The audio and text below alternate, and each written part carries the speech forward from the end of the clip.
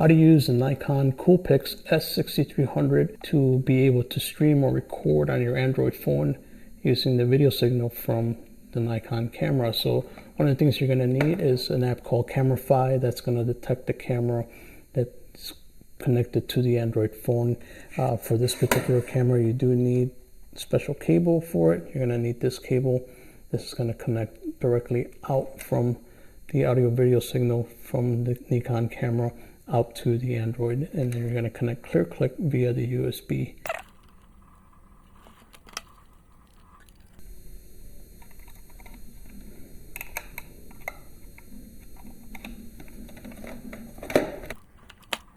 Okay, now we're going to launch CameraFi, and then we're going to get the signal from the camera itself.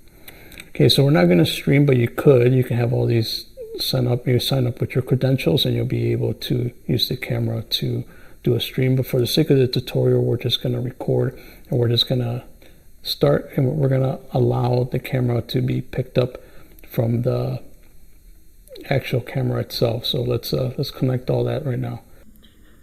Okay, we are now recording with the Nikon S6300.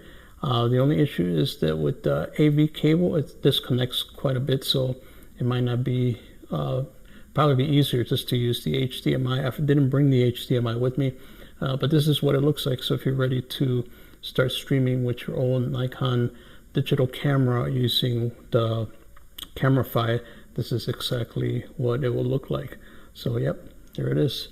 Audio check 1, 2, 3. Sometimes the audio cuts in and out, so may not be perfect, but you can do it. You might want to set up an external microphone in order to do that. But if you found this useful, let me know in the comments below. I'll see you on the next one.